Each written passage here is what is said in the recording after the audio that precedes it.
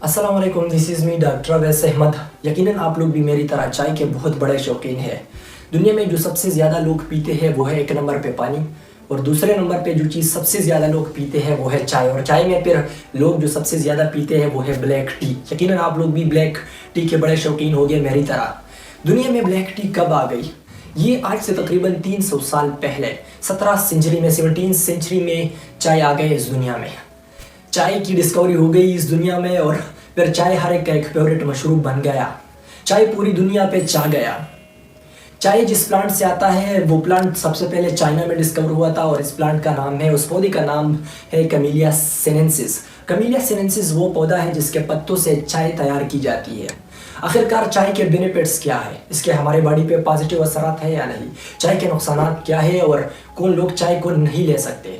यकीनन अगर आप हमारी सोसाइटी में रहते हो तो आपने अपने बड़ों से ये सुना होगा कि बेटा चाय ना लो, अगर आप चाय लोगे तो आप छोटे रह जाओगे, छोटे कद वाले होगे। क्या चाय में ऐसा कुछ है जिसकी वजह से एक बच्चा छोटा रह जाता है? क्या जो शॉर्ट हाइटेड लोग होते हैं ये इस चाय की वजह से है या कुछ और रीज़न है? कुछ लोग ऐसे होते हैं जो चाय को नहीं पीते, वो कहते हैं कि इससे हमारा स्किन कलर ख़राब होता है। क्या इससे वाकई में आपका स्किन कलर वाइट से ब्लैक की तरफ जाता है? इन सारी चीज़ों को जानने के लिए सिर्फ एक काम करें, वीडियो को आखिर तक देखें, और अगर चैनल पर नए हैं तो चैनल को सब्सक्राइब करें। सबसे पहली बात यह है, सबसे बड़ा फ़ायदा चाय का ये है, जब आप में एनर्जी नहीं होती, आप में क़ुव्वत और तवानाई नहीं होती, आप लेज़ी फील करते हो, तो उस दौरान अगर आप चाय पी लेते हो तो चाय की वजह से आप बहुत ज़्यादा एनर्जेटिक फील करते हो, आप में बहुत ज़्यादा एनर्जी आती है। इसके पीछे जो साइंस है वो असल में ये है कि चाय में दो चीज़ें होती है। एक का नाम तो आप लोगों ने सुना होगा, वो है कैफीन। कैफीन चाय में होता है, वो आपके दिमाग को एक्टिव करता है, वो आपको चुस्त बना देता है। और दूसरा जो चीज़ है चाय में वो है ट्यूपाइलिन। यकीनन जब आप लोग चाय पी लेते हैं तो चाय के बाद आप लोग की दिल की धड़कन तेज़ हो जाती है। तो जिस चीज़ की वजह से आप लोग की दिल की धड़कन तेज़ होती है वो है ट्यूपाइलिन। ट्यूपाइलिन ये भी एक स्टिम्युलेंट है, ये हमारे हार्ट बीट को तेज़ करता है, जिसकी वजह से वो ज़्यादा ब्लड पंप करता है और आप मज़ीद एक्टिव बन जाते हो। दुनिया में लोग जिस बीमारी से ज़्यादा मरते हैं वो है दिल का दौरा, यानी in simple words heart attack की वजह से इस दुनिया में लोग सबसे ज़्यादा मरते हैं। और लोग सबसे ज़्यादा डरते भी हैं हार्ट अटैक की वजह से, क्योंकि ये अचानक आ जाता है और चंद मिनटों में आपको पारिक करता है इस दुनिया से। हार्ट अटैक की जो मेन काज है, उसके तो मल्टीपल काजेज़ हैं, लेकिन एक जो मेन काज है वो है हमारे बैड कोलेस्ट्रॉल। और बैड कोलेस्ट्रॉल को हम कहते हैं एलडीएल कोलेस्ट्रॉल। अगर आप एलडीएल कोलेस्ट्रॉल को लोअर करना चाहते हैं तो आप एक काम करें, अपनी लाइफ में कॉफ़ी को शामिल करें और साथ में चाय को शामिल करें। अगर आप ब्लैक टी को लोगे तो इसकी वजह से आपका बैड कोलेस्ट्रॉल, एलडीएल कोलेस्ट्रॉल का लेवल कम हो जाएगा और आप हार्ट अटैक की तरफ नहीं जाएंगे। अगर आप हमारी सोसाइटी के रहने वाले हो तो यकीनन आपने लोगों से ये सुना होगा कि चाय ना लो, इसकी वजह से आपका मैदा ख़राब होगा। क्या चाय वाकई में मैदे के लिए इतना नुकसानदेह है कि हमने इसको अपनी लाइफ से एक्सक्लूड करना है? नहीं, मैं आप लोगों को सबसे पहले एक चीज़ समझाना चाहता हूँ। हमारे मैदे की हेल्थ के लिए कुछ माइक्रो ऑर्गेनिज्म है, कुछ जरासीम है जो अल्लाह ताला ने बनाए हैं। ये हमारे मैदे की हेल्थ के लिए और हमारी बदन के हेल्थ के लिए बहुत अहम है। ये हमें विटामिन B12 देते हैं, ये हमें विटामिन K जैसे फैक्टर देते हैं। अब ये माइक्रो ऑर्गेनिज्म अगर तबाह हो गई तो आपकी बदन की तो सेहत वैसे भी ख़राब होगी, लेकिन साथ साथ आपके मैदे की सेहत भी बर्बाद होगी। अगर आप चाय लोगे या आप कॉफ़ी लोगे तो उसमें होता है एंटीऑक्सीडेंट। एंटीऑक्सीडेंट इस माइक्रो ऑर्गेनिज्म की ज़िंदगी को मज़ीद अच्छा करते हैं। ये माइक्रो ऑर्गेनिज्म, ये बेनिफिशियल जरासीम ख़राब नहीं होंगे तो आपकी मैदे की हेल्थ भी ठीक होगी और साथ में आपकी पूरी बदन की हेल्थ ठीक होगी, आपका वेट भी ज़्यादा नहीं बढ़ेगा। आखिरकार वो एंटीऑक्सीडेंट जिसकी वजह से ये सारे इफेक्ट होते हैं उसका नाम क्या है? उस एंटीऑक्सीडेंट का नाम है पॉलीफिनोल्स। पॉलीफिनोल ये एक एंटीऑक्सीडेंट है, ये कॉफ़ी में भी होता है और टी में भी होता है। अगर आप कॉफ़ी और टी को अपनी लाइफ में शामिल करोगे तो आपके मैदे की सेहत बहुत हद तक इंप्रूव हो सकती है। अगर आप मेरी तरह स्टूडेंट हैं या आप लोग किसी ऑफिस में काम करते हैं और आपकी तवज्जो ठीक नहीं रहती तो आपने क्या करना है? सिंपली जाके एक कप चाय लेनी है ब्लैक टी की, इसकी वजह से आपकी फोकस स्ट्रांग होगी। फोकस क्यों इतना अच्छा होता है चाय पीने के बाद? असल में हमारे चाय में दो चीज़ें होती है। एक होता है कैफीन। कैफीन कॉफ़ी से इनके 50% मकदार में होता है, ज़्यादा नहीं होता। अगर आप कॉफ़ी नहीं पी सकते तो आपको चाहिए कि फिर ब्लैक टी अपनी लाइफ में शामिल करें। ब्लैक टी में वो एक होता है कैफीन और दूसरा जो चीज़ है वो है L-theanine।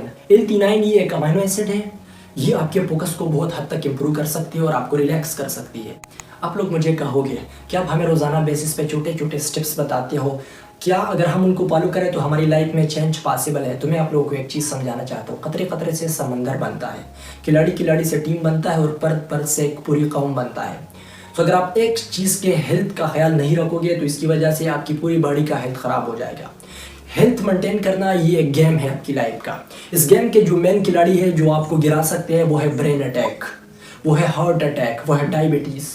2009 में एक स्टडी हुई थी जिसको कहते हैं डच स्टडी। उस स्टडी के मुताबिक अगर आप लोग टी लोगे ब्लैक टी अपनी लाइफ में तो आप डायबिटीज की तरफ नहीं जाओगे जल्दी। स्टार्ट में मैंने आप लोगों के साथ एक क्वेश्चन शेयर किया था कि कुछ लोग चाय नहीं लेते कि इसकी वजह से हमारा कलर ख़राब होता है। यकीनन आप चाय नहीं लेते इसी वजह से तो आपका कलर ख़राब है। अगर आप चाय लोगे तो आपका कलर ठीक हो जाएगा। चाय में ऐसा क्या है जो हमारे स्किन के लिए अच्छा है?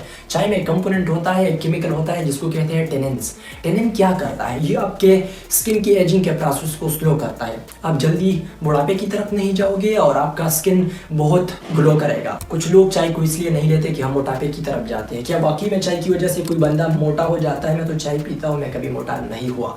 असल में रीज़न क्या है? हमारे चाय के एक कप में सिर्फ 2 कैलोरीज एनर्जी होती है। 2 कैलोरीज क्या होते हैं? कैलोरी यूनिट ऑफ एनर्जी है। सिर्फ 2 यूनिट्स ऑफ एनर्जी एक कप के चाय में होते हैं। अगर आप चाय लोगे तो वो आपके मेटाबॉलिज्म के रेट में, आपके बॉडी में जो केमिकल रिएक्शन होते हैं सिंपल लैंग्वेज, उसके रेट को 6% ये ज़्यादा करते हैं। उसका रेट ज़्यादा होगा तो आप ज़्यादा एक्टिव होगे, ज़्यादा एक्सरसाइज करोगे, ज़्यादा काम करोगे तो आपके पेट्स बर्न हो जाएंगे और आप ओबेसिटी की तरफ नहीं जाएंगे। क्या चाय हमारे स्ट्रेस को कम कर सकती है? यकीनन चाय हमारे स्ट्रेस को कम करती है। ये आपने ठीक सुना। चाय हमारे स्ट्रेस को कैसे कम करती है? हमारी बॉडी में स्ट्रेस के वक्त जो हार्मोन रिलीज होता है उसको कहते हैं कार्टिसोल। अगर आप चाय लोगे तो रिसर्च हमें ये शो करती है कि जो लोग चाय लेते हैं तो उनका कार्टिसोल लेवल कम हो जाएगा, उनका कार्टिसोल लेवल ज़्यादा नहीं होगा, वो स्ट्रेस की तरफ नहीं जाएंगे।